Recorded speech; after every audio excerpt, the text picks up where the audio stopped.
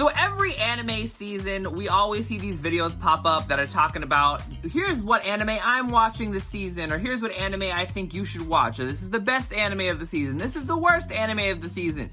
But none of these videos get to what's important. What are you shipping this season? So that's what this video is all about. Megami no Daigo Kyukoku no Orange. Megami no Daigo is basically about this boy named Daigo. Y'all know I have a thing with boys named Daigo. And there's this other guy named Shun, and there's this other girl named Yuki, and they're all trying to be firefighters and then eventually finding their way onto fire forces. At least 2 of them so far. So far, the woman has been excluded, but there's a reason for that. It's because Daigo and Shun are in love. This series is basically a follow-up to another series that's also called Megami no Daigo, but despite of like the longevity of this series technically, it's brought in a revolutionary technique that I would like to call het bait.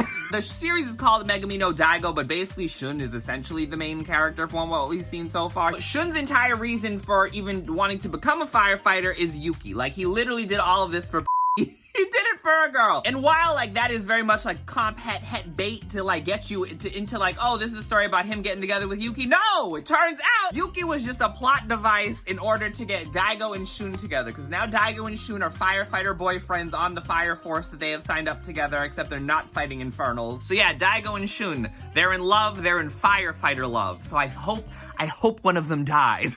But anyway, Kamonohashi Ron no Kindan Suiri. This is from the same mangaka who did Reborn and El Drive. More on those later as I discuss this. But Kamonohashi Ron is basically about this guy named Ron. No, it's actually mostly about this guy named Toto. I think his name's Totomaru, but he's called Toto by his boyfriend. And so Toto is a detective, and Toto sucks at being a detective. Toto is told by like a fellow coworker if he wants to like get better at solving cases, or they're trying to solve a specific case, he's like, go find this guy named Ron. And so, no DeSantis. Toto finds Ron, and Ron offers 3 reasons to help him solve cases, and then they become boyfriends. When Akira Amano is in her element, she is in her element. She gives the people what we want. I think many of us have watched Katekyo Hitman Reborn. Katekyo Hitman Reborn has a whole hella strong shipping community behind it. Aren't all the Reborn ships the ones with numbers? Like, Reborn shipping has like its whole own ecosystem. And so Reborn was giving. When Akira Amano was in her element, she gives. El Drive, she wasn't given El Drive was El Drive. But it seems like Ron Kamonohashi, she's finally returned to form. Ron and Toto, they're adorable. I love them. I wasn't sure how I was gonna feel about it. I was like, is this giving comp homo? Turned out it's for the best. They hold hands in the opening. If you're missing Moriarty the Patriot, I feel like this is a nice substitute temporarily for a while. On the contrast of that kind of ship, Ron and Amamiya, in an unrequited kind of way, because she's hilarious in the mood, and I love Ron, so like I relate. But also, do I want them to technically necessarily get together? Not really, but in an unrequited kind of way, absolutely. Kawasemi and Yamane, that entire episode was basically a love story of a superior and a subordinate, a sub, if you will. Kawasemi put all his trust in Yamane, and he was just ready and willing to tear everyone a new asshole at every point. But Yamane was the only I wish I knew how that Paramore song goes. Otherwise I would sing The Only Exception. Spoilers happen, and then in the end he still accepts him in spite of it all. And he's like, no matter where you're ambiguously going, there will always be a place for you. Kawasemi and Ron, there's something there. Also because, like, in talking about Akira Amano returning to form, half these characters very much remind me of Reborn characters. Like, Ron is kind of like Reborn mixed with Mukuro Rokudo, and then Kawasemi is kind of Hibari, and Toto is, of course, Suna. Spitz is absolutely Gokudera, but Ron and Kawasemi, it's kind of giving Mukuro Rokudo and Hibari. In a different way. And it's a different brand, the same flavor. Like cola with Pepsi, and then there's Coca-Cola. These are different brands, but it tastes the same, which is gonna start a fire war in the comments, but it is what it is. Boshoku no Berserk, aka Berserk of Gluttony. Berserk of Gluttony is about this boy named Fate Graphite who finds an anthropomorphic sword because he's not powerful, and the sword then makes him powerful. And he's in love with this girl named Roxy, who is a saber. Just kidding, she's a holy knight, and he has the gluttony skill, and the gluttony skill is making them not be together. So basically, obviously I'm here for Fate and Roxy. Sometimes I'm here for the het chips. Not a lot of the times, but I am sometimes. That's actually maybe not I read a lot of shoujo manga, but anyway, I've never really seen Sword Art Online, so like I don't have any preconceived notions about how I should feel about them as a couple. But I also very much am here for Fate and his sword greed because it's giving Modao Zusha. If you know, you know. Also because it's literally the voice of Zen from Akagami no Shira Yukihime and the voice of Gilgamesh.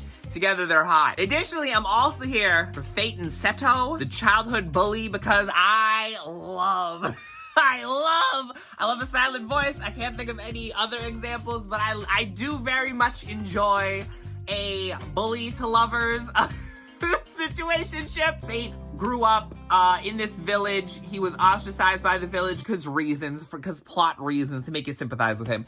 But not to get logistical. Seto bullied Fate throughout his childhood. Years later, Fate returns to the village. Seto is there. Seto is like, Fate, help us. And Fate is like, I guess I will. And then they go to the village chief, and the village chief is like, F Fate.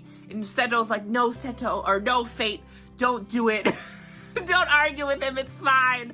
I believe in you, or whatever. It takes him home. Turns out Seto is a widower. He has a child. It's like, just build the family. Here we go. Y'all know me and my Chinese pronunciations. Tian Guan Cifu Er. Is it or is it air? Do I need to explain Tian Guan Cifu? Tian Guan Cifu, aka Heaven Official's Blessing Season 2. We've been waiting 10 years for this. It's finally here. We weren't sure it was gonna happen with China cracking down on quote-unquote sissy boys. But you know, miracles happen. Heaven Official's Blessing is about Xielian and Hua Cheng?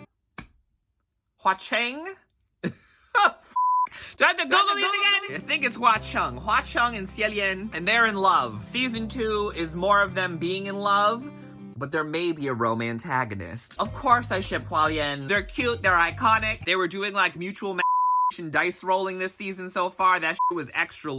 But like, personally, this might be sacrilege to a lot of the MXTX Donghua Danmei fans. I'm kind of here for Xielian and Windmaster. Like, Windmaster is fascinating, hilarious. I very much like them. I very much like the dynamic of them. So I might like them a little more than Hualien, I'm sorry. Especially because, like, in retrospect, this doesn't so much apply this season, very much more so applies last season.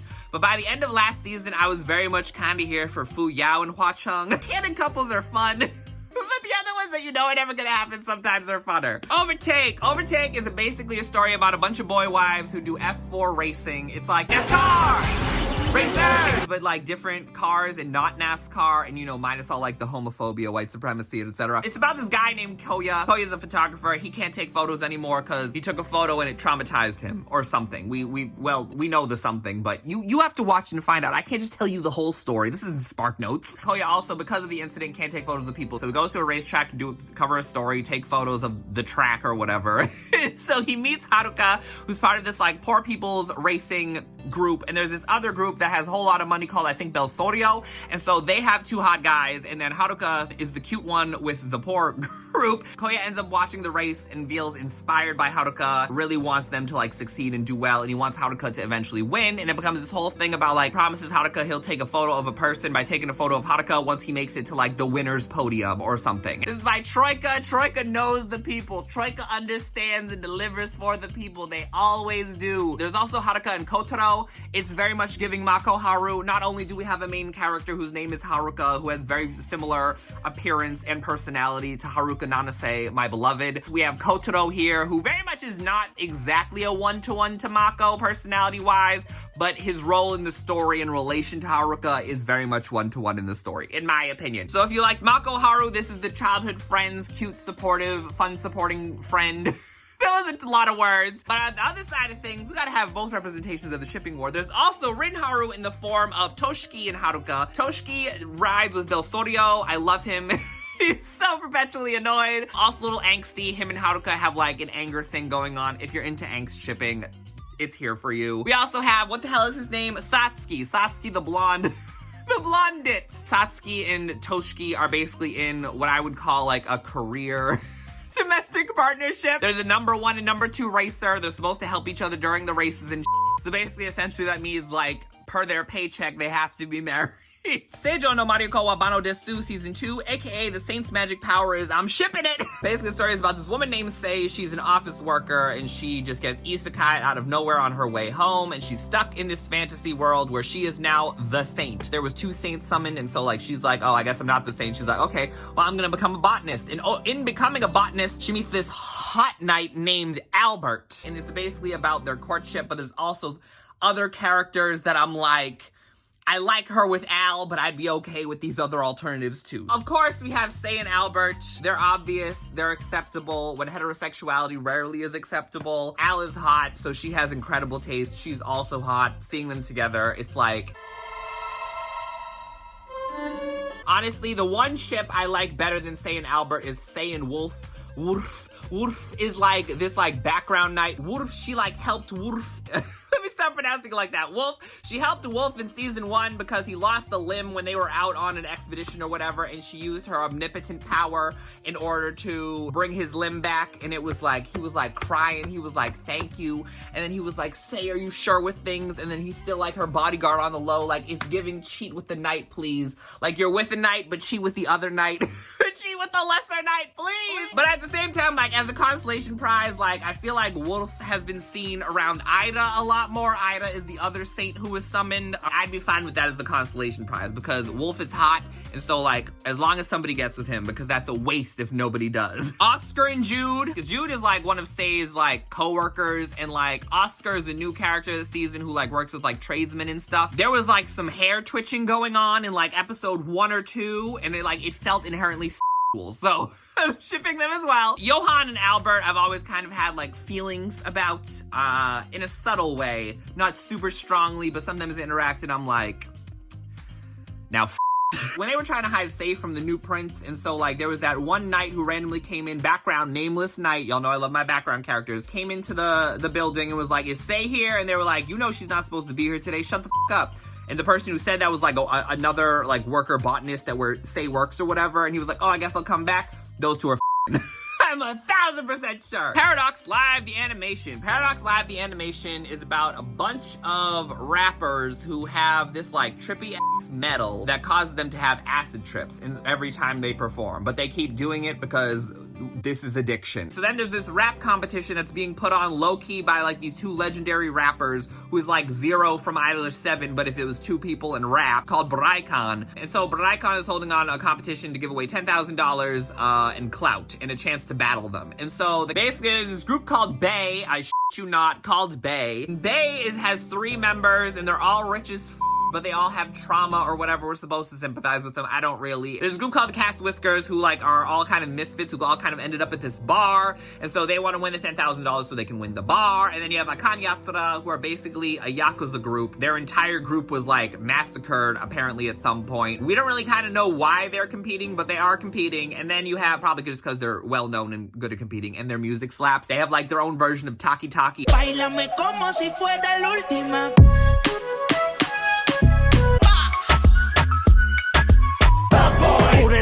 It's fascinating. And then you have Cosmes, who are a pair of twins who live in the slums who just, you know, want the money. It's a male idol series with rapping. It's like Hypnosis Mic, but like at times kind of cringier. But I will delve into that. You can hear more about my thoughts on Paradox Live in the 3-episode ruling podcast available on my Patreon. There's a lot here. Bear with me. There's a lot of characters. I'll try to explain the characters as I explain the ships. First and foremost, I'm shipping Satsuki and Zen with myself because they're hot as they're so beefy. But y'all don't want to hear about the self-ships. We're not here for X-Reader. Well, you're not here for X-Reader. We're all here for X-Reader, but only when it's X-Reader. Bae, collectively, I am kind of shipping in a way. Shout out to Bae for having An as non-binary representation. The Cat's Whiskers and Akan Yatsura, it's 2 families with 2 sets of dads. Yohei and now Akira with the Cat's Whiskers. And then we have Zen and Iori from Akan Yatsura. They're also dads, 2 sets of dads. They sometimes do like co-parenting playdates in like episode 3. Like brought the kids to the Cat's Whiskers. They're like, go ahead kids, play with each other while like the parents have like a parent outing. It was like familial, it was domestic. I loved it. But at the same time, I'm also kind of shipping Iori and Yohei. So Reo and Hokusai, is this canon? The way those 2 react, I know he called him his brother, but it's only in name. It's not in biology. They're not actually related. They're gang members together. That's their relationship. But the head pat, y'all know what I always say. It's a staple. If there's a head pat, it's yaoi.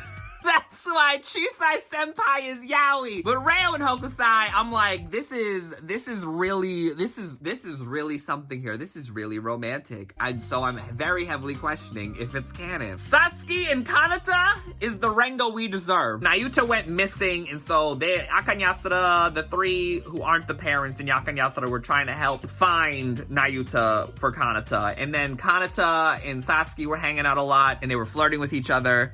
And Sasuke was like, not that I really care about you, it's just we want to make sure you guys are in good shape for like when we face each other at Paradox Live. And it's like, you're in love!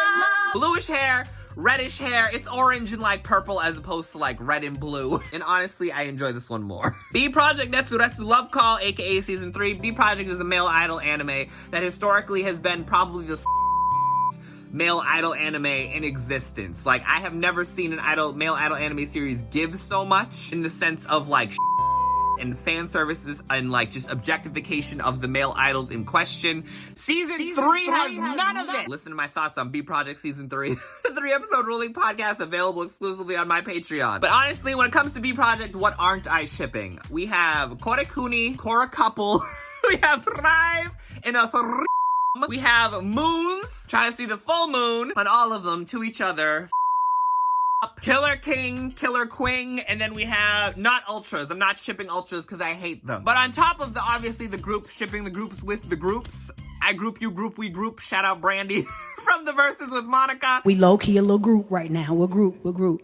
We are not a group. Today, Akane and Miroku of Killer King's athletic childhood friends. Goshi and Mikado. Something is going on here. I don't know what it is, but it is stimulating something deep within me. So I'm paying attention. And then of course, Tomo, Kazuna, and Kento. It's a leader's Konyaku Haki Sarete Reijo wo Hirotta Ore ga Ikenai Koto wo Oshiekomu, which is probably the longest anime title I've had of an anime I've watched in a while. Because basically the story is about this girl named Charlotte, and Charlotte is like accused falsely of doing some heinous shit, of doing crimes in the kingdom, so she flees the kingdom and gets saved by this guy named Aren, who is known as the Mao, or like the demon king of like the local area, because he is like super powerful magic, and he's like heinous, but like heinous in a wholesome way is the best way to describe it. And so him and Charlotte end up living together and they're falling in love. And so it's adorable. I actually really like it. Their voices are odd in different ways. Charlotte's voice is like very like almost scratchy but high pitched, and like Alan's voice is, I feel like, way too deep for the character, but it both is like gradually working, and because the voices are coming together and they're both strange in different ways, it's like strange voice shipping. A new thing, who knew? But also on top of that, there's Miyaha, who is the cat girl delivery woman, and then there's Eruka, not Erica, but Eruka, who is Alan's foster sister, because he was adopted by her family. And so Miyaha and Eruka, the cat girl and the sister, they're in a relationship. There was like a tail hold that was kind of that's clearly coding for things going on behind the scenes. Yuzuki-chi no Yonkyoudai, or the four brothers of the Yuzuki family, or the Yuzuki family's four brothers. I don't know the English titles. I'm on my anime list. The Yuzuki family, the Yonkyoudai, four brothers, but not four brothers. It's about these four brothers whose parents died, and so the oldest brother is taking care of the three youngest brothers, and they all live together in their house, and it's about their day-to-day life, and it's like exceptionally, surprisingly emotional as and that's where the wholesome part of this section goes. So who do I ship? Hayato and myself. I have not been in love with a man like this since Haiji Kiyose. And that's, if you're a longtime subscriber of mine, you know Haiji Kiyose is the love of my life. But like, Hayato is hot on the heels. In spite of everything. For perspective, I'm against the institution of marriage, but Hayato makes me want to marry him and have a heteronormative life raising his children. I also don't want children, they're not his children, they're his brothers, but like, I don't want children at all. I don't want to have to take care of minors, but Hayato makes me want to change my mind. Yuzuki and Mion, friend from high school who he's also friends with in college, they hang out. Mion is the only person he can talk to about his brothers, he feels like at times. That's his boyfriend right there. When they were at the class reunion and everyone was being Mion wasn't like off-put really by it. He was like, ah, Kaito is like not reading the room. And then also speaking of the class reunion, there was a guy in a pink shirt and a guy who's a salesman, clearly boyfriends behind the scenes. One was talking about his girlfriend in plain sight. You're talking about the guy next to you. We can all see it. Yuma, initially I was shipping with Minato because like that's his blonde like best friend from class, one of his close friends. But then things changed when Mikado appeared because, is it Mikado or is it Mikoto? I think it's Mikado. So just a quick correction, it's Mikoto. It's not Mikado. I've been calling him Mikado, but it's apparently Mikoto. So yeah, I was shipping Minato with Yuma, mostly because up until that point, I was kind of shipping Minato with adoption. But Yuma was like, okay, I guess this could work out. But then Mikado appeared, and Mikado was like talking to Yuma, and Yuma was extra fascinated, calling Mikado the Buddha. And so initially it was giving like hashtag cheating with my boyfriend's brother. But then when Minato turned out to be the GBF, when his friend Uta got her first boyfriend and was about to go on a date, Minato like set this shit up as like, okay, we're gonna follow Uta on her dates so that we can disrupt the date and I just want you two to come with me. But it really turned out that like Minato is actually third wheeling like Yuma and Mikado. So I have to respect Yuma for keeping it in the family. Hayato and Saki, I actually initially was like, I don't want, because I didn't know what Saki's relationship was to the family across the street. I thought she was like the oldest sister, and I was like, are we just pairing off siblings by age group? I don't really like that shit. But then it turns out Saki is the mother of the kids next door, which changes everything. Now, it's age gap cheaper by the dozen, -4, +4. So they have to make 4 children. I want to see! And then I do actually ship Uta with her boyfriend Morita, even though we know nothing about him and he could turn out being a creep because he's a sugar daddy. Below. Hypnosis Mic, Division Rap Battle, Rhyme Anima Plus. This is second season of Hip Mic. I already explained Hip Mic in the last video. I'm not explaining Hip Mic again, but season 2 gives us 2 new groups. There's Do Suite. What the f? I have to look up everything. Do Suitare Hompo. There's Do Suitare Hompo, which is easily the most confusing and longest name out of all of the groups in this entire series. There's Do Suitare Hompo, and there's Bad Temple, and Dave joined the mix, so we have 2 new thruffles in the mix. But basically, first and foremost, speaking of the new groups, I ship Harai and Sasara with me. They're the entire reason I actually picked up Hypnosis Mic in the first place. Doppo and Hifumi has always been probably arguably my favorite ship from Hypnosis Mic. So domestic.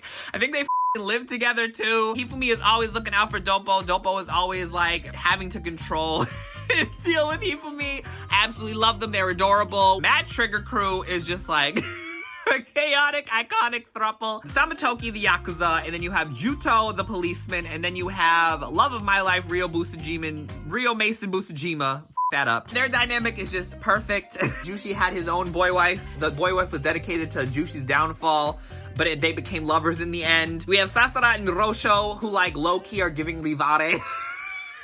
Lowest of keys. Sasara very much reminiscent of Momo. Rosho not so much. Yuki, but still kind of, and the hair color somewhat matches. Actually, it's kind of giving, if you view Sasara as Yuki, and then you could view Rosho as the other original member of Rivare, but I won't spoil that if you haven't watched Idol 7, watch Idol 7 already. But their entire relationship of Sasara and Rosho, it's giving like, we're better off personal instead of professional. And it's like, oh, we tried to work together, but it didn't work out. But we're still friends and we're still in love! After episode, I think, what was it, 5, I was like, okay, Hifumi and Doppo are still like at the top of my shipping list in Hip Mic. But Samatoki and Sasara is like a really close second. The banter, the fact that one of them's a comedian and one's a whole Yakuza, but still f***s them and makes threats, that's so adorable. Oh, the most obnoxious heterosexual thing airing this season. Kimi no koto ga daisuki na hyakunin no kanojo. It's something about 100 girlfriends. So basically the story is about this boy named Rentaro, this adorable bouncy boy named Rentaro. Always had terrible luck with women. He can never get a girl to go out with him. He's confessed like, I think he said 11 times and been rejected every single time. So then because of reasons, it turns out that like some god of love f***ed up the paperwork, and so Rentaro is actually supposed to have 100 soulmates. So he actually has to find 100 girlfriends. Asterisk. Well, we'll talk about that in a second. So he's supposed to find 100 girlfriends that are his soulmates, and he has to form a relationship with every single one of them, otherwise they'll die, because moral reasoning within a harem anime for some reason. Like, for some reason, now we have to justify the harem. Why can't it just be debaucherous like Kanojo mo Kanojo? More on Kanojo mo Kanojo later. So then he's now just gotta build his harem. I think we're only gonna get through 5 girls in this season, but there's 100, and I think only like 20-something have been discovered so far, so who knows? Will they get to 100, or will they cop out ahead of time like with the Clow cards? We'll have to wait and see. First and foremost, I don't ship this series with it having a higher rating than a lot of my faves this season. I just want to put that out there. Like, a lot of my faves, of course, as usual, have 5s and 6s, and that's disrespectful because this bullshit has had like an 8 at some point. I think it's finally gotten under 8. A moral harem. Who the wants to rewatch that shit? I mean, I'm watching it. Here I am. I guess that's me. But Hanazono and Inda. Hanazono, first of all, is my kin. And Inda is such a typical tsundere. I haven't seen such like a typecast, like strongly tsundere. Like tsundere is the entire personality in such a long time. Their dynamic very much reminds me a bit of Saki and Nagisa. But without the flirting, but similar energy. And then this is the asterisk in the 100 Girlfriends. So like in episode 1, Rentaro before going to high school is talking with friend A. So friend A was like talking to Rentaro, trying to console him. Friend A is like implied to be a boy. And so friend A is like, oh, you have confessed to girls and it hasn't worked out. And friend A is listing like all of Rentaro's like attractive qualities. So part of me believes that friend A is probably one of the girlfriends. And either that friend A there's a boy in the mix, which would be like, whoa, but we'll have to wait and see. Though either there's a cis boy in the mix, or there's a trans boy in the mix, or there's a girl pretending to be a boy in the mix, or there's a trans girl in the mix. Out of A through D, I hope it's A, B, or D. I don't hope it's C. C being cis girl. But obviously that won't be discovered probably for like another few years. But I mean, we can hope and pray. Kawagoe Boys Sing. This is a story about this very eclectic composer trying to pull together a boys singing choir because his grandmother is the principal of an all-boys school, and she's like, since you don't have a job anymore, you do this for me. He's like, all right, Obasan. First of all, Kawagoe Boys Sing criminally has a 5. Go watch it. The first episode's kind of rough overall. Gets better as it goes. Although the first episode does give it does give it other ways. You could ship any list of possibilities. This is by NBC Universal, who are the same people who I believe produced Starmue, and we all know, if you've seen Starmue, I highly recommend Starmue. Starmue is a chaotic, beautiful mess. NBC Universal just gives. They're very generous. My highlights, personally, Tenshi and Adachi, arguably my fave ship in the show so far. There's a level of admiration between the both of them, and they're always giving each other looks. And we love looks. Also, Adachi is like just super adorable. Like his whole story about face paint, I was like, emotions. Tenshi and Tori, they've been friends. I could see some possessiveness in the mix. I could see Tori going the yandere route. Yazawa and Kobashi is like a one-sided rivalry. Very clearly it's a sign of infatuation, but it could reciprocate in the long run. Also, literally in a week, we got a whole entire couple introduced to the series. Clearly the C in choir is for couples. Kusuriya no Hitorigoto. This is a story about this girl named Mao Mao who likes to play with drugs and poison herself so she can get an immunity to poison, cause reasons. She gets kidnapped one day and has to go live in the Chinese palace because reasons. And so one of the concubines is poisoning herself with her face makeup, and so she like discovers that, and then like she tries to leave like notes like y'all should get rid of the powder or whatever, and then those people's health improves, and then through all of that, like she's discovered as being like this incredible apothecary, and so she ends up working for the palace. She has a girlfriend named Xiaolan. That's like her only friend, and they're girlfriends because she has clearly no interest in men. Good for her. Her life will be better off that way. But I also am shipping Jinshi and his attendant Gao Shun, because Jinshi is a whole masochistic hot mess. Gao Shun is like the very serious like foil to him, and like he's his attendant. He's always trying to help him. He was over here telling Mao Mao that like she should not feed into Jinshi's masochism. Like he was like, please just don't encourage him. Low-key defensive, like, don't get my man riled up. That's my man. And we're all eunuchs, and I hate when they bring up eunuchs in stories because it's just, I don't want to think about it. So I'm getting Maid-sama vibes from this series now because Jinshi is like, he's like the same brand as Usui, I would say. But this new guy, Lee Haku, has been introduced, and honestly, he's giving me Shintani vibes, and if you've watched or read Maid-sama, you know how that turns out. Houkago Shounen Hanako-kun, this is basically just a 4-episode short series about the main story of Hanako-kun, just with like slice of lifey, after school, supernatural. But the one ship that I really got out of this very short series was Tsukasa and Mitsuba. I didn't even really like Tsukasa before, but something about him made him very endearing in this series, even though he was still very much a cute little psychopath. But the cute little part really like jumped out more, like he's really adorable. And I don't really ship Mitsuba with Ko, but I was like, Tsukasa tormenting Mitsuba and then that turning into a relationship, that's interesting. I could be here for that. And lastly, I made y'all wait for it, even though I know we all were waiting for it. Atarashii Joushi wa Do Tennen. My Boss is Goofy is about this boy named Momose, who is working at like a really corrupt, up, abusive company, and so he ends up leaving the company and going to work at a new job, and he has this new boss named Shirosaki. And so Shirosaki and him form like a boss and subordinate relationship, and they're basically flirting the whole time, and they're in love, and like everyone around them knows they're in love. The entire general public ships them and thinks they're proposing to each other. It's crazy, it's lovable, it's wild. I can't believe it's not BL. I ship Shirosaki and Momose. The general public knows they share a like, of course, of course we ship them. They're practically in love. Also ship the two guys listening to Momose and Kinjo talking about stickers in episode 4. Like, it's so clear to me that they're we know some details, we know a lot of details about Momose and his previous job, but really and truly, I kind of want to see the prequel of My New Boss is Goofy about his abusive boss at that job, because low-key, it's kind of like Killing Stalking, but we'll call it Killing Stock Exchange. Also shipping Kinjo and his former boss, not the current boss. Current boss is kind of annoying. But Kinjo and his old boss, again, what do I always say about the head pats? But that man was fine as I hope he comes back. Also, I mean, I wanted to end it with Killing Stock Exchange, but let me just say that, honestly, I'm also kind of shipping Kinjo's former boss with Momose's former boss. Like, I've seen Yokozawa Takafumi no Bai. Some additional mentions of things that I'm watching but not shipping. Shangri-La Frontier, we'll see for how long. I'm also watching MF Ghost, aka Ghost, which is disappointing so far because I want to ship things in MF Ghost. Other series that I'm not watching but I do ship, Kanojo Kanojo. I read the manga to completion. I don't feel the need to retread it, but of course, everybody Naoya with everybody with Naoya, everybody with each other, the entire harem with itself. Saki, the bisexual icon, gotta shout her out. And then I gotta shout out By Curie Men. I'm not watching it, I don't know what it's about. But is it not By Curious Men in the title? All I'm saying is all the too hot for YouTube and public discourse ships are in the director's cut that's available on Patreon, or for channel members, click the join button below. But let me know in the comments below what other anime you're watching this season, as well as what you ship from that anime or what you ship from the anime I mentioned today. Bye!